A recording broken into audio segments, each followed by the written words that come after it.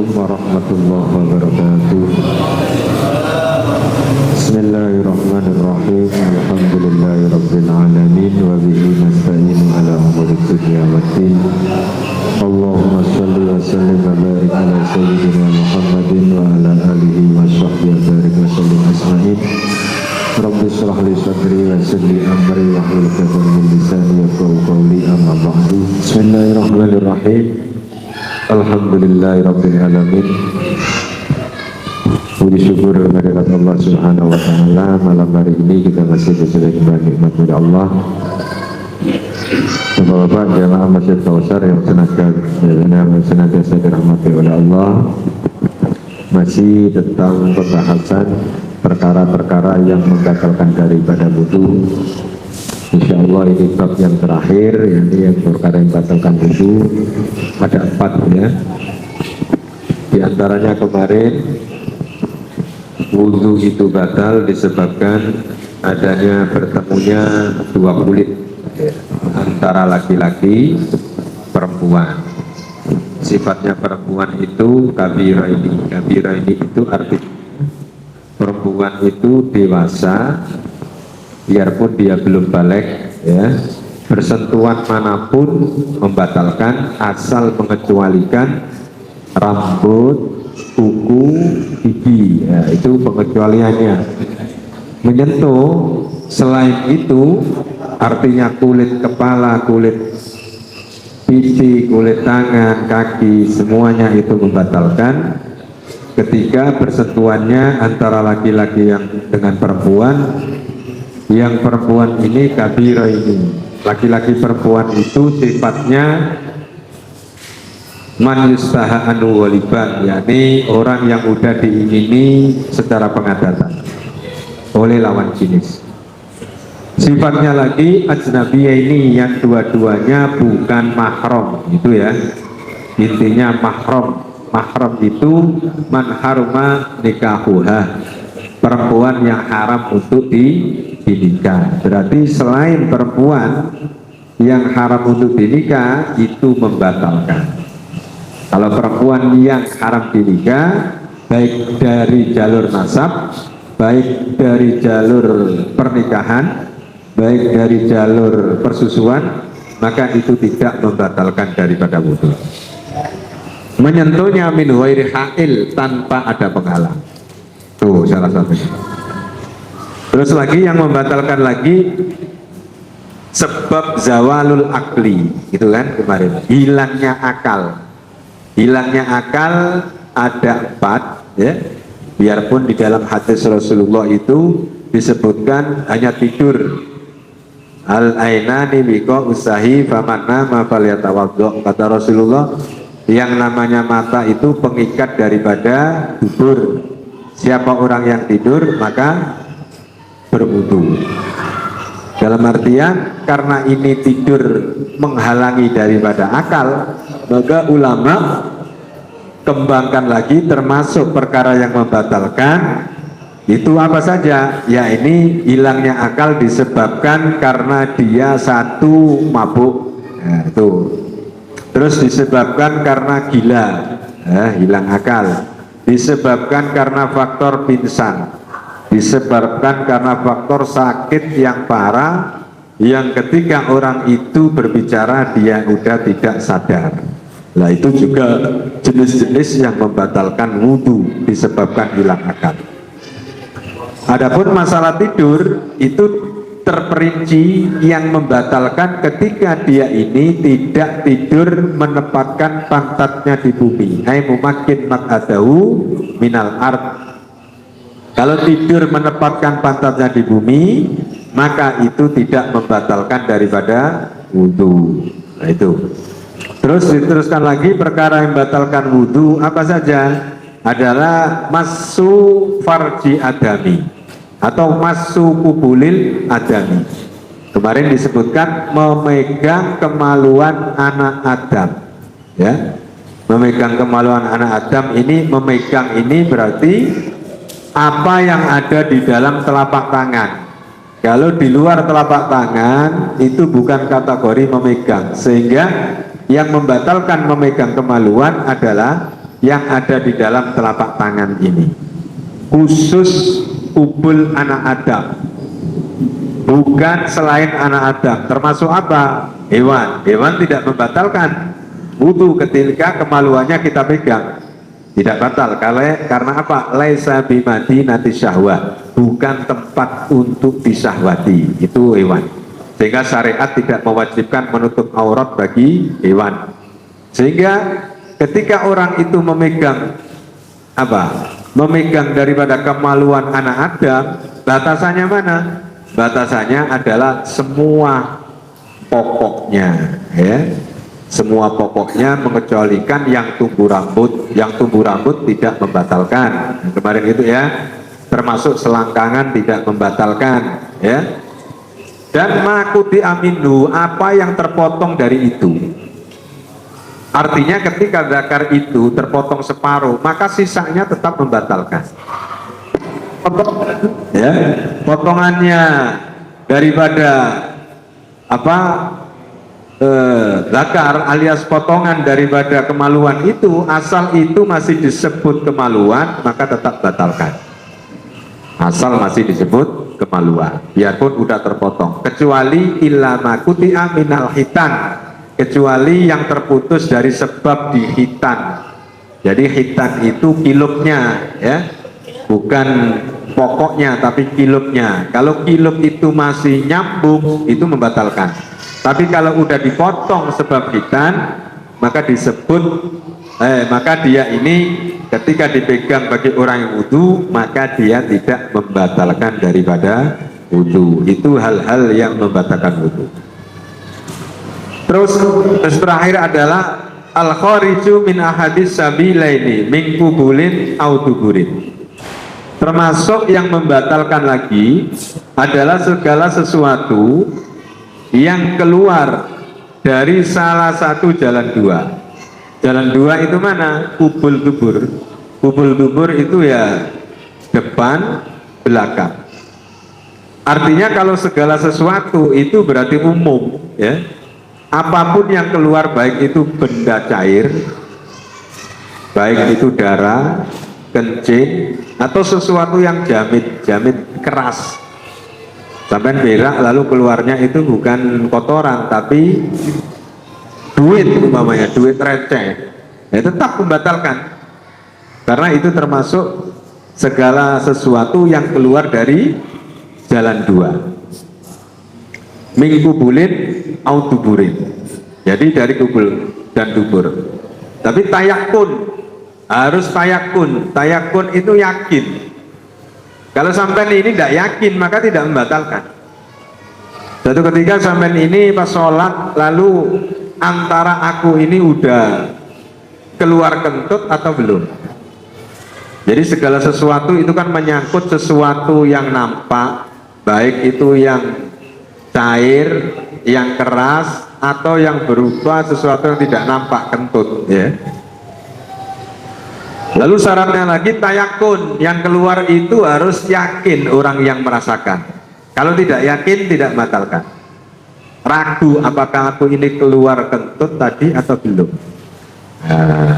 maka itu tidak membatalkan. Karena pernah sahabat itu tanya kepada Rasulullah Sallallahu Alaihi Wasallam, ya Rasulullah, gimana ketika kami ini sholat, ya, lalu waktu di dalam sholat ini saya ini merasakan seakan-akan perut ini mulas, tapi kayak saya ini apakah udah keluar kentut atau belum? Apa kata Rasulullah? Layan sorif hatta yajidu rohat hatta yajidu rohatan wa yajidu.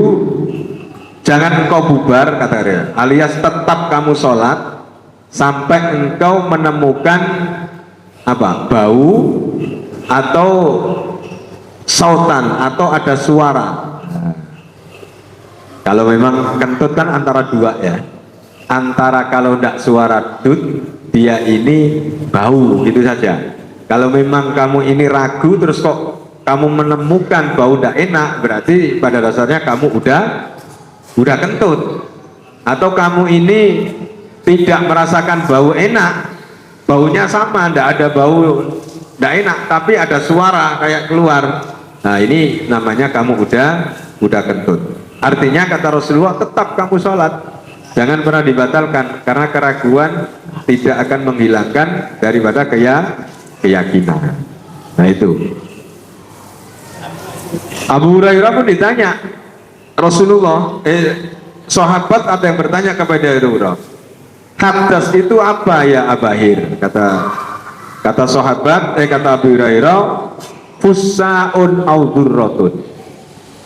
Yang namanya hadas itu adalah fusaun, itu suara kentut yang besar. Nah, itu fusa. Au durratun atau pus itu suara yang kecil. Orang kentut kan ada antara dua, antara keras dengan hanya sekedar angin. Itu sama-sama tetap membatalkan daripada wudhu kita. Karena berdasarkan hadis umum, innallaha la yaqbalu sholata ahadikum idza ahdasa hatta yatawaddoa. Sesungguhnya Allah itu tidak menerima daripada sholat kalian semua ketika kalian semua hadas hatta yatawaddoa, sehingga kalian ini berwudu. Nah itu ya. Jadi perkara yang membatalkan wudu diantaranya adalah al-khariju, segala sesuatu yang keluar dari jalan dua minggu bulin au duburin, dari arah depan atau dubur dari arah belakang. Nah, gimana kalau orang itu umpama salah satunya tertutup, alatnya tertutup.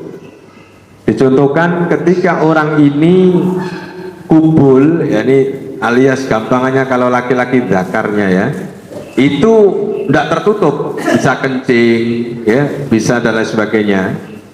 Terus kubulnya alias duburnya itu tertutup umpamanya Terus dia ini dibuatkan umpama untuk mengeluarkan kotoran, dibuatkanlah di sebelah. Andaikan dia ini operasi lalu dikeluarkan antara dibuatkan tempat lah istilahnya untuk keluarkan kotoran. Apakah ini batal?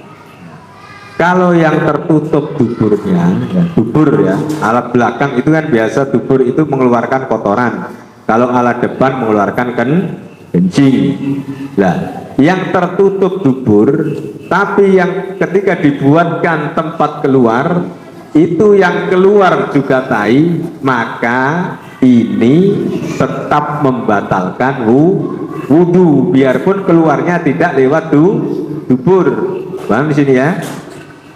Beda kalau begini, kalau yang tertutup andaikan dubur sama seperti tadi, kubulnya tidak tertutup, tapi yang keluar itu bukan tai, karena kebiasaan dubur itu yang mengeluarkan kan kotoran. Itu yang di jalan keluar itu, yang keluar itu bukan kotoran tapi air kencing. Padahal kubulnya ini masih berfungsi. Nah, maka ini kata ulama tidak membatalkan daripada wudu. Nah, iya. Jadi kalau memang saya contohkan yang arah belakang, bagian belakang kubul tertutup, andaikan tertutup, terus depan kubul itu berfungsi. Seharusnya alat yang dibuatkan lubang itu kan menggantikan daripada kubul yang tertutup. Itu kalau yang keluar sesuai dengan kebiasaan yang keluar dari belakang alias kotoran, maka itu batal. Tapi kalau yang keluar tidak sesuai dengan kebiasaan yang tertutup tadi kubul, alias kubulnya tertutup tapi kok ternyata alat yang dibuat untuk mengeluarkan itu yang keluar bukan kotoran, tapi yang keluar adalah apa, air kencing atau darah dan lain sebagainya, maka ini tidak membatalkan daripada wudu. Begitu juga dibalik, andaikan orang itu kemaluannya tertutup, tidak bisa kencing, ya, tidak bisa apa-apa, alat belakang normal umpama, lalu dioperasilah orang itu, dibuatkan tempat. Ini kalau keluar kok tai dari sini, padahal kubulnya fungsi, maka ini tidak membatalkan wudu, ya. Tapi kalau bukan tadi ya. Jadi umpamanya orang ada kemaluannya hidup, umpama, kemaluannya tertutup, ya. Tadi kan udah yang belakang fungsi. Seharusnya ketika dia ini dibuatkan tempat untuk keluar, itu yang keluar itu menggantikan daripada kubul yang tertutup, alias keluarnya adalah air. Kayak apa? Kayak air kencing dan lain sebagainya. Tapi dia itu yang keluar adalah kotoran, maka orang ini tidak batal wudunya. Beda kalau yang keluar itu karena yang tertutup adalah kemaluan, yang keluar adalah air kencing di saluran yang dibuat tadi, maka ini membatalkan wudu. Paham di situ ya? Segala sesuatu yang keluar tadi, baik itu apapun, hewan, umpama orang itu sakit cacingan, ya, waktu itu keluar cacing kepalanya aja umpama, masuk lagi batal. Pokoknya masuk keadaan sesuatu yang keluar dari tubuh umpama, biarpun kepalanya saja, tengok-tengok umpama, habis itu tak lama masuk lagi ke dalam perut, tetap membatalkan daripada wudu. Nah itu, jadi yang dimaksud segala sesuatu itu adalah apapun yang keluar dari situ. Illal mani, kecuali mani. Mani tidak membatalkan wudu. Namanya Pak ya. Kalau mani itu tidak membatalkan wudu. Karena apa? Karena mani itu suci. Mani itu mewajibkan mandi. Artinya segala sesuatu yang di situ mewajibkan sesuatu yang berat kayak mandi itu tidak dituntut untuk melakukan toharo yang kecil kayak wudu, asalkan keluarnya itu tidak didahului dengan mandi, ya. Tahu mandi Pak ya? Mandi itu biasanya kalau orang keluar itu tidak muncrat, cuman licin. Orang itu kalau ereksi itu keluar itu dulu. Bedanya kalau mani itu keluarnya muncrat. Tidak ada mani keluarnya, berarti tidak ada. Udah pengalaman semua kan. Kalau mandi itu tidak muncrat. Terus dua, mani itu baunya khas. Kalau pas basah itu baunya kayak adonan apa gitu. Tapi kalau kering kayak putih telur, baunya kan. Keluarnya enak, posisinya muncrat, trut. Nah itu mani. Habis keluar loyo, nah, itu tandanya keluar mani. Tapi kalau mandi itu belum, malah orang anu. Sebelum keluar itu biasa sampai ada cairan. Yang cairan itu basah, agak kental, ya. Tapi bening itu mandi, itu najis. Dan itu mewajibkan daripada wudu. Kalau wadi ada mani, madi, wadi, ya Pak ya. Harus bedakan. Yang dua najis, yang satu suci. Yang suci cuma mani. Wadi itu ketika kita ini pegal, kayak pegal. Sampai habis kerja pegal tidur, pas mau berak, mau kencing, biasanya keluar kayak kecapean ya. Kayak kristal-kristal gitu, itu wadi, itu bukan mani.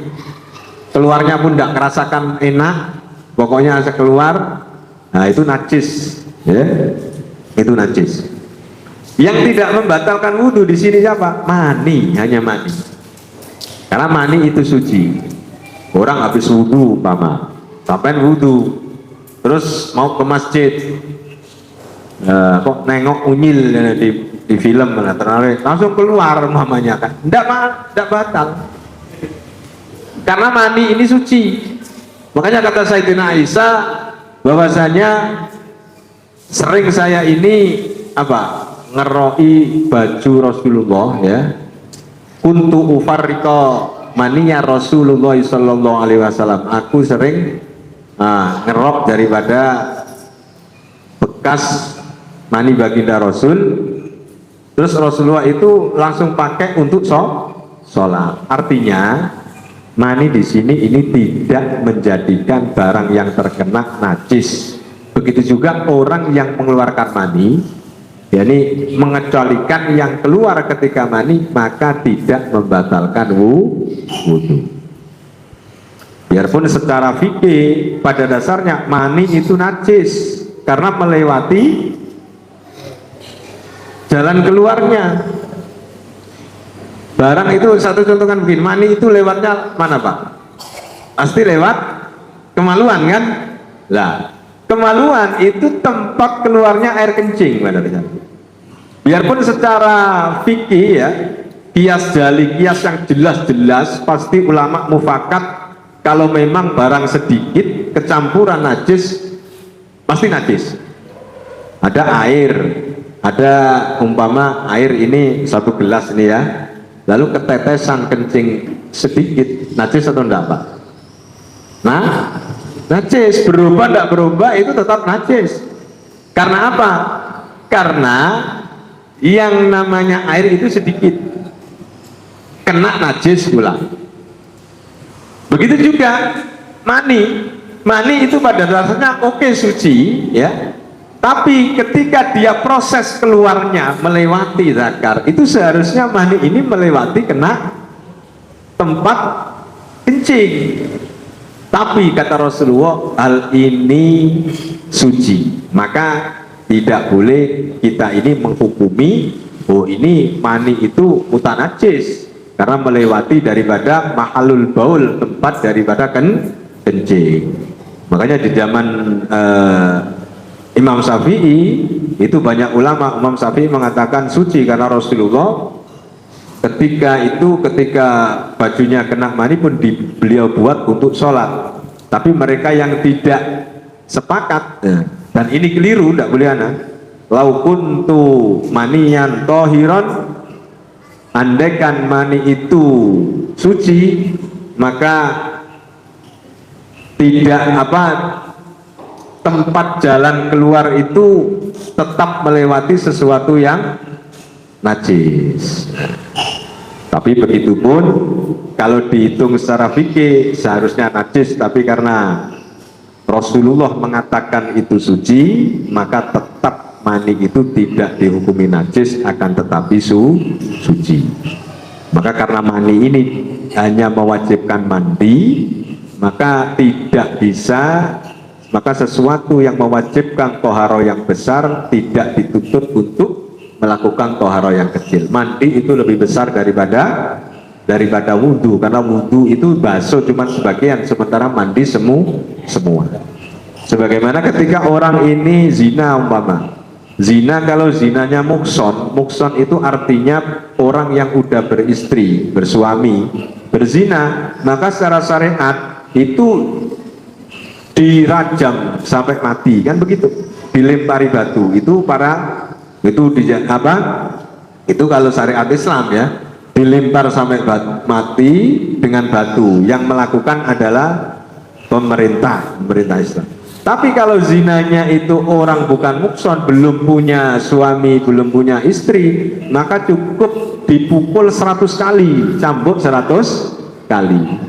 Artinya bukan berarti kalau yang mukson ini lebih berat lalu harus dicambuk juga dirajam, tidak. Cukup pilihannya dua. Sama dengan mani itu ketika orang itu keluar itu cukup mewajibkan dia mandi, tidak mewajibkan dia untuk berwudu, kecuali kalau habis senggama yaitu batal persentuhan dulu, batal sebab keluar mandi dulu, maka tetap mewajibkan wudhu dan mandi.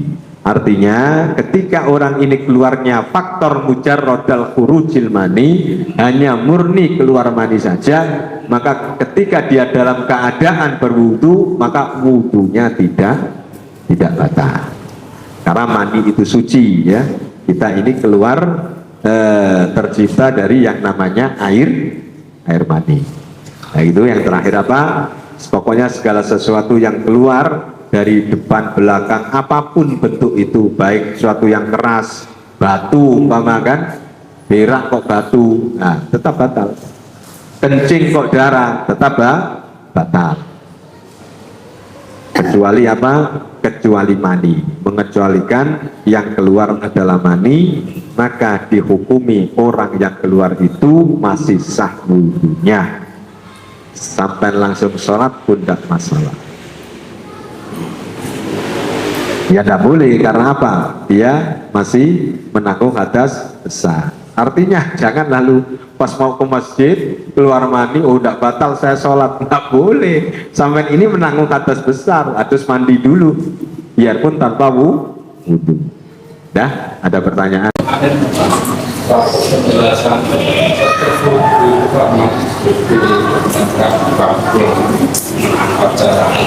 Apa tuh Pak? Salah satu rukun ketika ingin sholat wudhu, tapi tidak melalui proses ketebalannya dulu. Iya. Satu contoh orang berenang. Oh.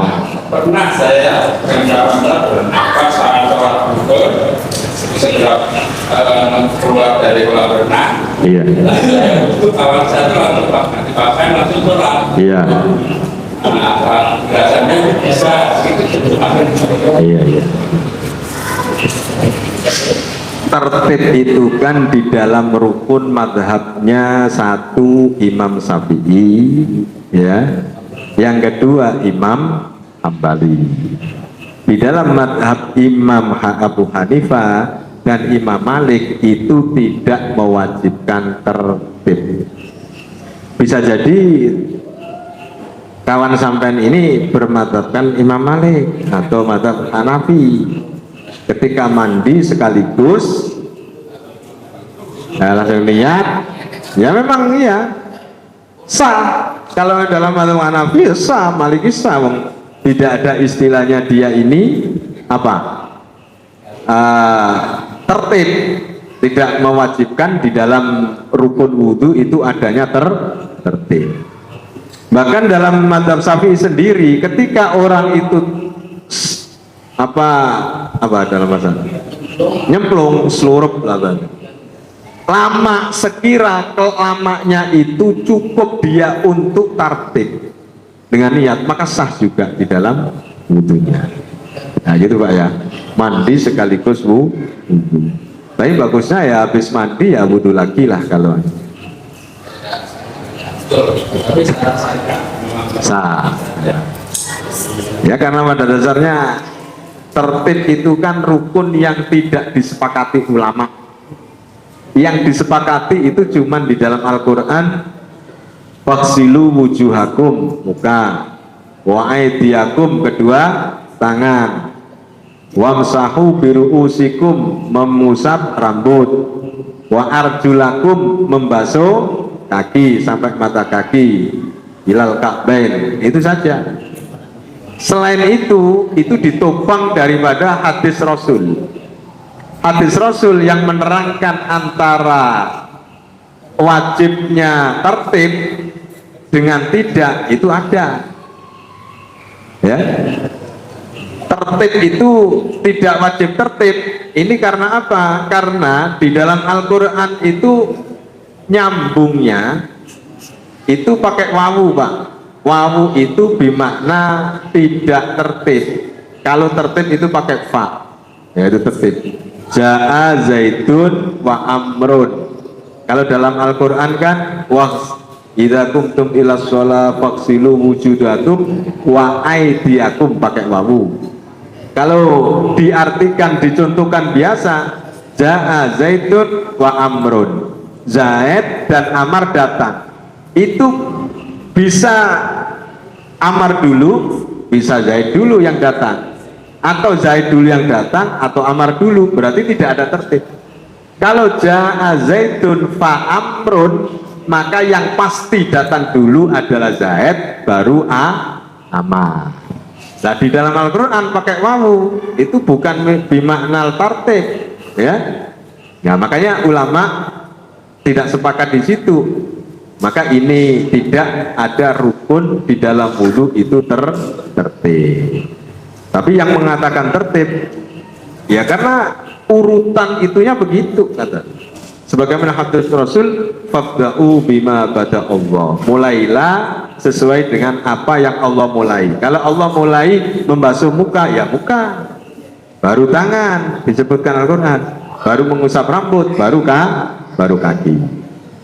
Artinya apakah sah? Ada yang sah begitu. Sudah? Mau tanya? Silakan Pak. Bisa kemudian penegasan ya, ambil mandi, terus tidak tertutup auratnya, hanya adarnya aja ya. Iya, apa? Kalau wudhu cuma dikatakan wudhu tapi aurat terbuka. Oh iya. Hanya etikanya ada. Makro tuh Pak. Wudhunya sah, cuman makro. Kayak kita wudhu di tempat, yaitu di dalam WC gitu, makro. Artinya wudhu itu kan ibadah. Sehingga ibadah itu orang itu kesunahannya di dalam manu itu harus menutup aurat. Bukan membatalkan, tidak sah dan tidak masalah sah dan tidaknya, tapi masalah adab tadi itu, sehingga ulama hukumi makruh. Ya paling tidak pakai. Ya ditutup lah. Iya, gitu. Tapi saya pernah dengar ya, guru sekupul itu ngajari kalau pingin wudhu di tempat jamban gitu ya, yang tempat di situ tempat kamar mandi dan WC, yang di situ dimakruhkan ulama itu keluar dulu, keluar sebentar, habis keluar ya tetap tutup kepala, karena tutup kepala itu disunahkan ketika di WC kan. Habis itu masuk lagi wudhu, nah, gitu. Tafsirinya saya tidak tahu. Secara fikih pun saya tidak pernah nemu. Mungkin beliau lebih paham kan. Nah itu bisa dipraktekkan itu untuk menghilangkan madorot apa yang dipengaruhi ketika. Saya kembali itu jangan di WC, buat tempat mandi. Iya sih bagusnya begitu sih. Khawatir. Tapi kadang-kadang kan orang itu kan tempat mandinya juga kerannya, terus sebelahnya WC ya gitu loh kadang-kadang. Dia tidak punya sebenarnya khusus keran. Bagusnya ada khusus keran untuk wudhu. Oh, alam biswa.